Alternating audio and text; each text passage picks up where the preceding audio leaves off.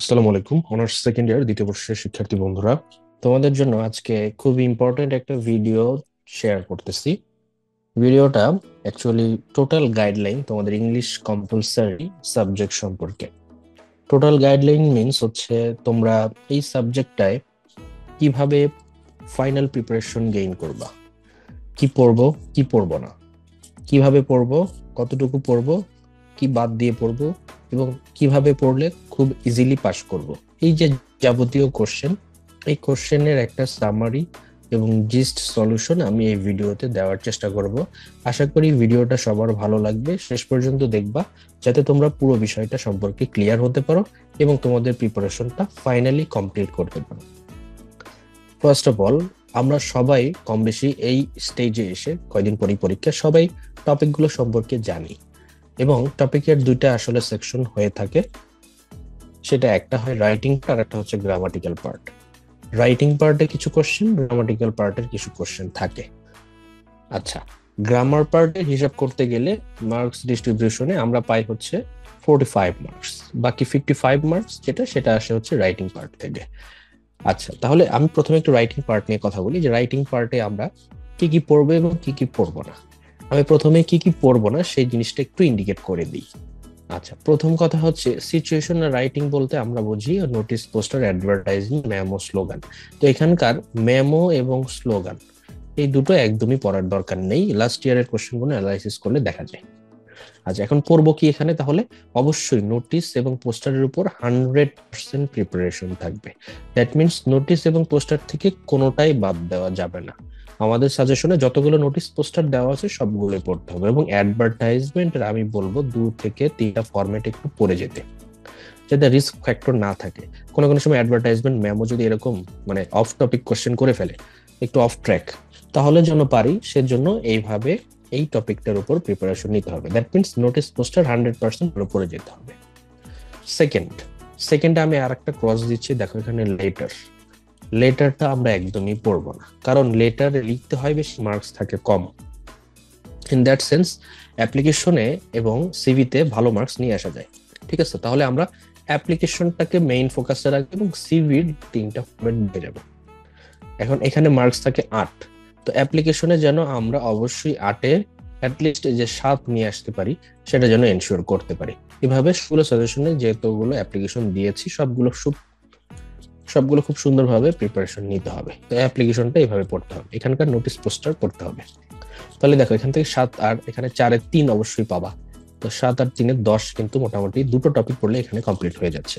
এরপরে আমরা অবশ্যই আরেকটা ক্রস এখানে দিয়ে দিচ্ছি, দেখো রিপোর্ট পড়তে হবে না। তোমরা শুধু প্যারাগ্রাফের উপর প্রিপারেশন নিলেই কমপ্লিট হয়ে যাচ্ছে। তাহলে প্যারাগ্রাফ গুলো সাজেশন থেকে পড়ে ফেলবা।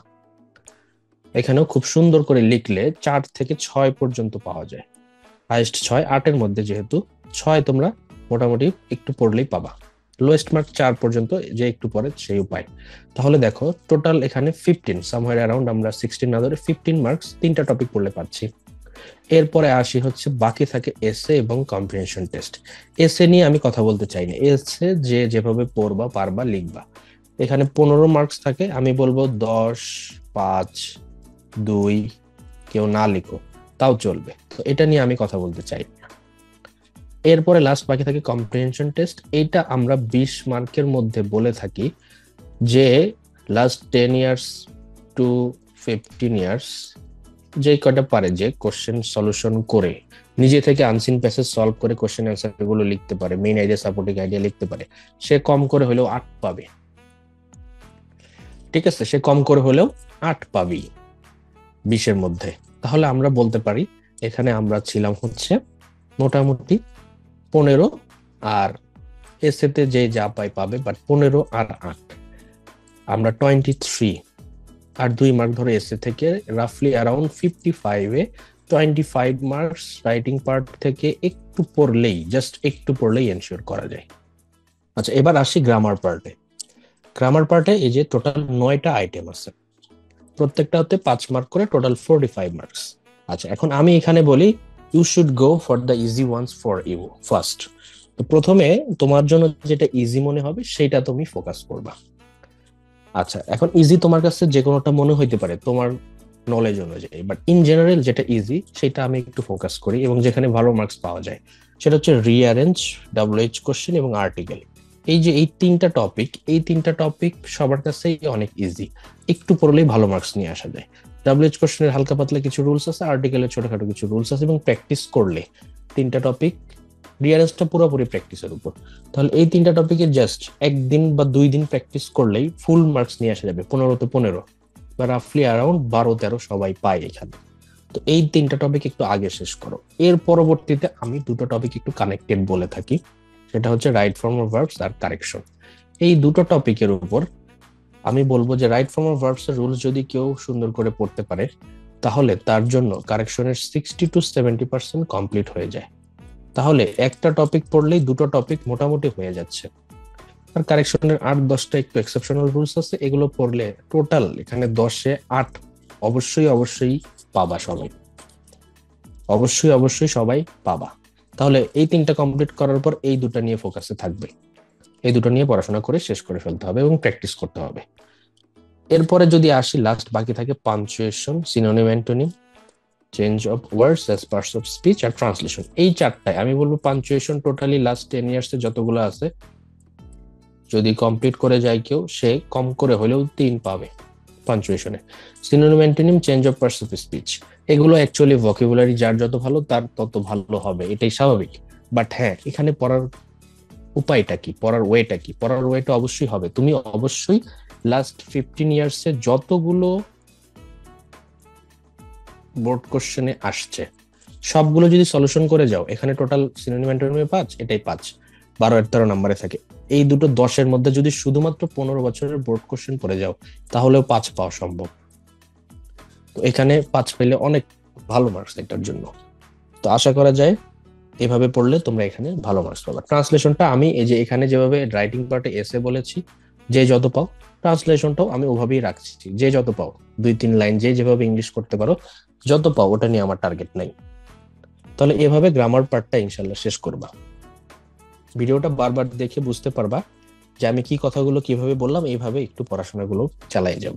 তাহলে এখানে যদি সামারাইজ করি, আমরা বলবো টোটাল 45 এর মধ্যে তুমি যদি মোটামুটি প্রিপারেশন নাও যেভাবে বললাম, অবশ্যই তুমি অ্যাটলিস্ট 25 এখান থেকে নিয়ে আসতে পারবা, অ্যাটলিস্ট 25। তাহলে দেখো রাইটিং পার্টে আমরা বলেছিলাম 25, এইখানে বলতেছি আমরা 25, তো 50, অ্যাটলিস্ট 50, আমরা বলছি অ্যাটলিস্ট 50 তুমি এইভাবে পড়াশোনা করলে খুব ইজিলি নিয়ে আসতে পারবা। বাট আমরা আরেকটু সেফ রাউন্ডে থাকার জন্য অবশ্যই বলি তুমি তোমার খাতায় 60 মার্কস অ্যান্সার করেছো, এইটা এনশিওর করে আসবা। 60 মার্কস অ্যান্সার করেছো এটা এনশিওর করে আসবে, তাহলে তোমার পাস ফর শিওর। অনেক স্টুডেন্ট থাকে যারা বারবার পরীক্ষা দিয়েও ফেল করতেছে, তাদের ক্ষেত্রে এই ব্যাপারটাই ঘটে। তারা যদি একদম মার্জিনাল 45, 43, 44 অ্যান্সার করে আসে, তাদের জন্য পাস করাটা খুবই টাফ। পাস হবে না এটাই স্বাভাবিক, কারণ তোমার মার্কস এবং টিচারের মার্কিং এক হবে না। তো আমি এই জন্য বলে থাকি যে অ্যাটলিস্ট তোমরা নিজের হিসাবে 60 অ্যান্সার করে আসবা। আর আমি তো বললাম কতটুকু পাই সেই হিসাবেই আমরা এভাবে পড়লে 50 পেয়েই যাচ্ছি, এর উপরে তো তুমি অ্যান্সার অবশ্যই করবা। এভাবে পড়লে তুমি খুব ইজিলি 70 পর্যন্ত অ্যান্সার করতে পারবা, বাট রাফলি আমরা ধরলাম 60, বাট অ্যাট লাস্ট যে যেন 40 আমাদের টিকেই, এই জন্য 60 তোমাদের অ্যান্সার করতে হবে, এবং এভাবে পড়লে সেটা সম্ভব। তো যাই হোক, আশা করি তোমরা এই ভিডিও থেকে উপকৃত হবা। তারপরও যদি তোমাদের কোনো সাজেশন গাইডলাইন দরকার থাকে, অবশ্যই তোমরা আমাদের প্রাইভেট ব্যাচ রানিং আছে, সেখানে জয়েন হতে পারো, যেখানে ডেইলি আমাদের ক্লাস হচ্ছে।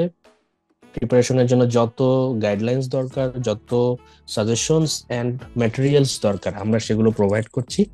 তোমরা যদি ইন্টারেস্টেড থাকো আমাদের ব্যাচে জয়েন হয়ে রেগুলার ক্লাসের মাধ্যমে জিনিসগুলো ফাইনাল করে নিতে পারো এবং নিজের প্রিপারেশনটাকে ফুলফিল করতে পারো। থ্যাংক ইউ, সবাই ভালো থাকবা। আসসালামু আলাইকুম।